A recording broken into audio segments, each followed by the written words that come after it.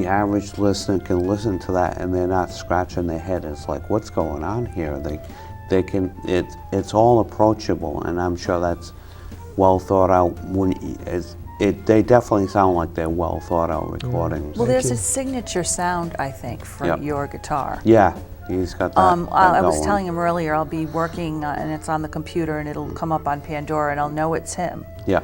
You know, and then but it will be a different release. Right. And that's why I have to even check, like, that's John, right? And I look and, you know, I'll figure out, and that's why I said that Brazilian, the first release was the one that I keep going back to. Right. That's the one you know you like, right? But of course, I like them all. They're great. And his, They all you know, Man, you guys are making me so happy. I don't know what to say. It's like, if you're a musician, you want to develop your own personality, and you want to be recognizable, and you want people to like it. So, what the heck? So you guys should, like, do you travel? Like, could you fit in my pocket? And anytime I just need to. Well, I'm your publicist. Oh yeah, you travel, so that's good. That's my job. No, but you're right. You say, how can people sell it if they don't like it? Well, that's what I was going to say. If you don't believe in it, and I have to say, you know, the first time I made a record was long before I was on Whaling City. I had made demo tapes to get gigs, you know, but I was actually going into the studio and I was going to come up with an entire hour-long, more or less, recording, artistic presentation. I didn't know if I could do that the first time, and I wasn't experienced doing it. And I went into the studio and we recorded, fortunately, way more music than we were able to be released, because a lot of it I didn't like at all. But what happened is this thing that has since become familiar, although much less so, because it was the first time and I didn't know what to expect. I got so depressed after that recording because I didn't think I played well. I didn't feel spontaneous. None of it worked, and I was nervous. And I was also, I know this, if you're the leader of the session, you're responsible for everything. It's much easier if you're a sideman anyway. Oh yeah. So if you're there as the leader, you're worried about all the stuff happening, and you got to make sure it happens, and then you also have to be playing good. And I was so depressed afterwards, I don't think I could listen to it for like days afterwards. And then slowly but surely I would return to the music, and I found that it really wasn't as bad as I thought it was. And of course there was stuff. You need to step back. Oh yeah, and I don't need so much to do that now, because now I know what my whole experience is like. I almost never feel great in the studio, but I always know that it's good enough. And once I listen to it with fresh ears, I'll figure out how to polish it up and make.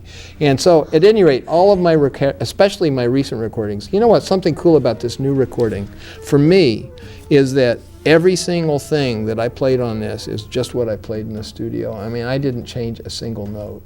That's never happened.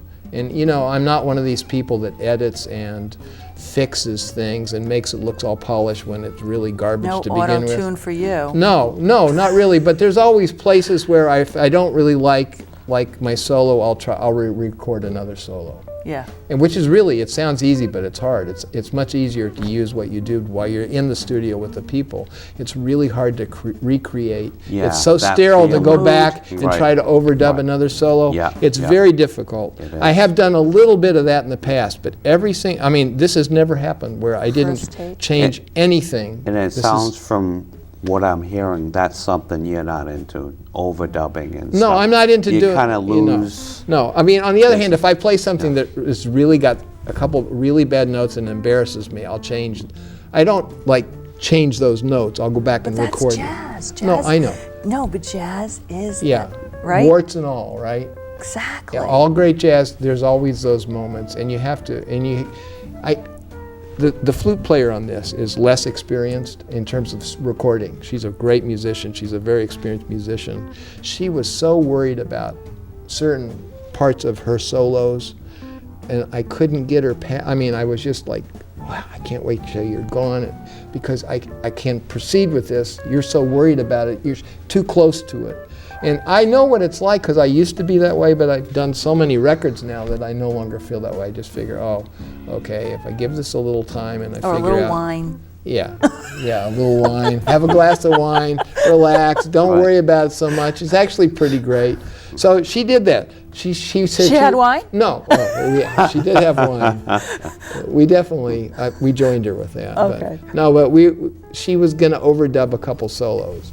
And she had the engineer do a music -1, everything but her solo, and he sent her the thing, and she hooked up with somebody who was going to record, and she tried it, and she basically said to us finally, all right, I've been trying this, and I can't fix it.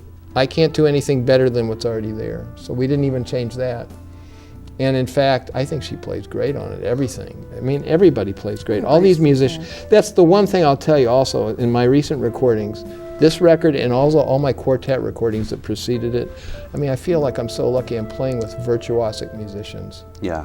And every single one of those guys, I mean, it's my music, so I can play it, but these guys are like killing my music, and it's like to be in the studio with people who are so great is very special. Oh, it is.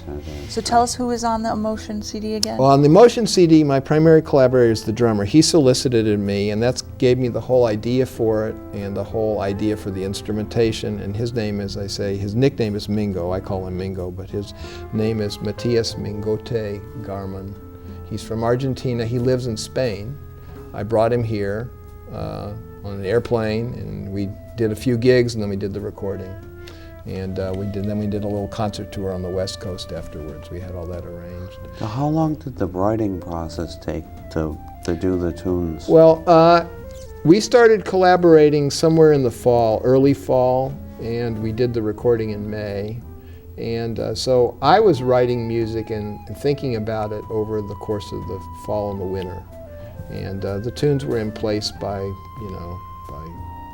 January, February, and then I just practiced, and then when he showed up.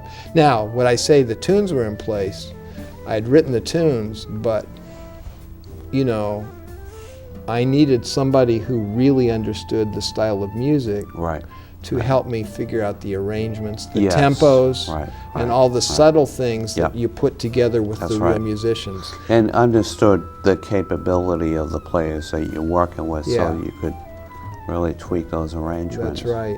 And in all my recent recordings, my primary collaborator has been the drummer. Like, he was my collaborator in this, and on my quartet recordings, my primary collaborator is the Brazilian drummer that Yep. I've used.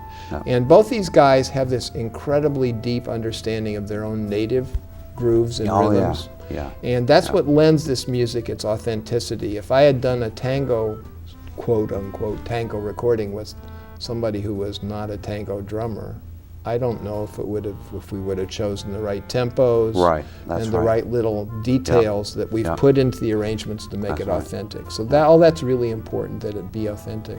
And my Brazilian drummer, for example, on those other records, just quickly, he's not only a great student, actually both these guys are great students of their own native music, but they're also huge students of North American jazz music.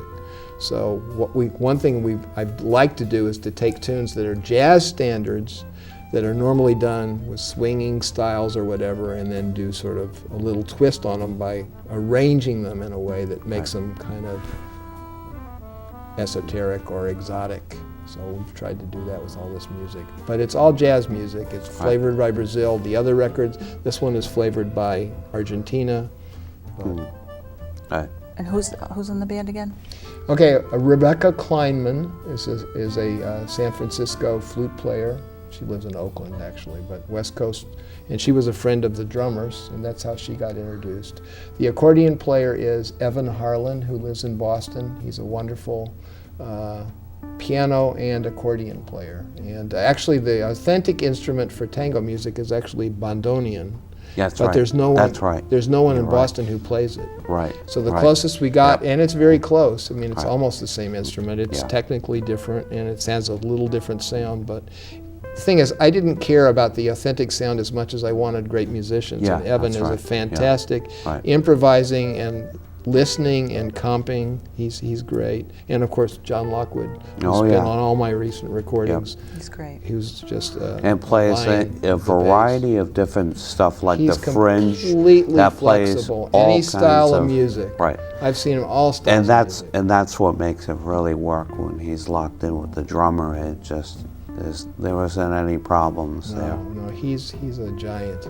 Yes. John Lockwood. I love his playing. One of my favorites. See, we got about 3 minutes left. So, is there any? I know you have a website that people could go to Sure, to see. mynamejohnstein.com. There's a separate website for this specific CD and this project, but if you go to my main website, right on the front page, there's a link to the other website. And it's under my name, along with my friend Mingo. He's always called his musical groups the Mingoton Project, so Right. that it comes from his name combined with the word tango. So Right. Mingo and tango is Mingoton. So, if you go to that site, that's You'll see connected. everything about this specific project, the CD itself. Video we footage. have videos. We have all kinds of stuff on that specific to this CD. And then my own website has not only this CD, but of course all my previous stuff, plus books I've written, musical books and stuff. And gigs when Yeah. you're doing Gigs, stuff. yeah.